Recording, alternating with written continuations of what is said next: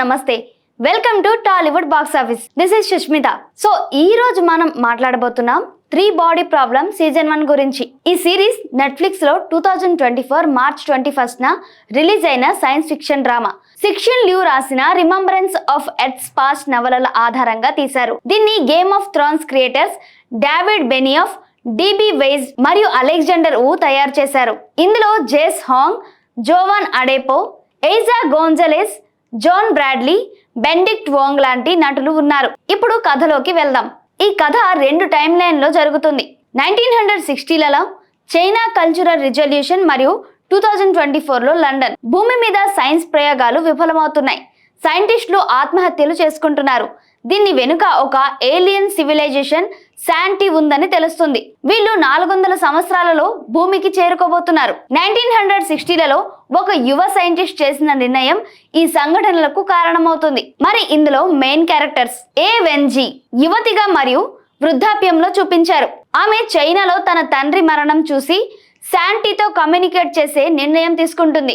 Detective డాషి London లో సైంటిస్టుల ఆత్మహత్యలను investigate చేసే police. Oxford 5 జిన్ చెంగ్, సౌల్ దురాంత్, ఆగి సలాజార్, జాక్ రూనీ, విల్ డౌనింగ్ వీళ్ళు సైంటిస్టులు.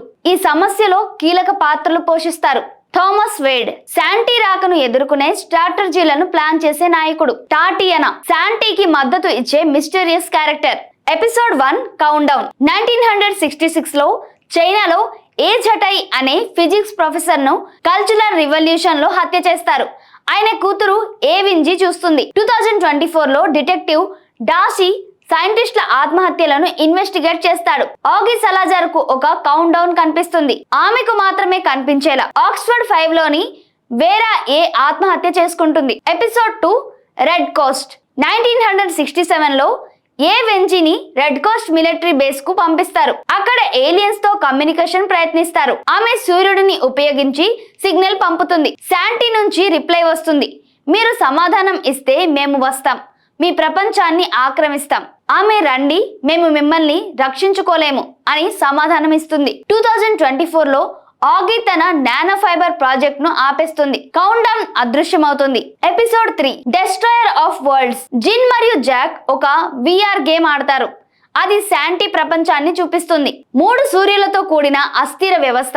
వాళ్ళు దాని సమస్యను సాల్వ్ చేస్తారు. కానీ టాటియనా శాంటీ సపోర్టర్ జాక్ ని హత్య చేస్తుంది. Episode 4 our lord. Ye Wenjie ఒక సమ్మిట్ లో శాంటీకి మద్దతు ఇచ్చే గ్రూప్ లీడర్ గా బయటపడుతుంది. పోలీసులు ఆమెను అరెస్ట్ చేస్తారు. జిన్ మరియు ఆగి VR గేమ్ ద్వారా శాంటీ గురించి మరింత తెలుసుకుంటారు. Episode 5 judgement day. Thomas Wade ఆగి యొక్క నానో ఫైబర్ టెక్నాలజీని ఉపయోగించి మైక్ ఈవెన్స్ యొక్క షిప్ జడ్జ్మెంట్ డే ని నాశనం చేస్తాడు. అందులోని శాంటీ సపోర్టర్స్ చనిపోతారు. శాంటీ సాఫోన్ల ద్వారా మీరు బగ్స్ అనే సందేశం పంపుతుంది. Episode 6 the stars hour destination. Santy సందేశం ప్రపంచవ్యాప్తంగా భయాన్ని కదిలిస్తుంది. వేడ్ యొక్క టీమ్ ను రూపొందిస్తాడు. విల్ డౌనింగ్ క్యాన్సర్ తో బాధపడుతూ తన మెదడును స్టైర్ కేస్ ప్రాజెక్ట్ కోసం ఇవ్వడానికి అంగీకరిస్తాడు. Episode 7 only advance. Staircase project కోసం విల్ యొక్క మెదడును స్పేస్ లోకి పంపేందుకు ప్లాన్ చేస్తారు. జిన్ మరియు ఓగి దీనికి వ్యతిరేకిస్తారు, కానీ విల్ అంగీకరిస్తాడు. టాటియానికి శాంటీ నుంచి కొత్త ఆర్డర్స్ వస్తాయి. Episode 8 wall phasor. సౌల్ ని UN వారు వాల్ ఫేసర్ గా ఎంచుకుంటారు.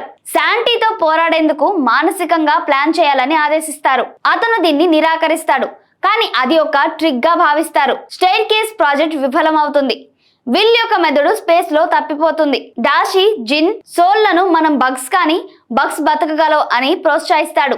మరి ఇందులో మెయిన్ థీమ్స్. ఈ సిరీస్ సైన్స్, మానవత్వం, మనుగడ గురించి చర్చిస్తుంది. శాంటీ యొక్క సాఫోన్లు proton size supercomputer science ను అడ్డుకుంటాయి. భయానక హాల్యూజినేషన్స్ కలిగిస్తాయి. మానవులు తమ భవిష్యత్తును రక్షించడానికి 400 సంవత్సరాలు సవాల్ను ఎదుర్కొంటారు.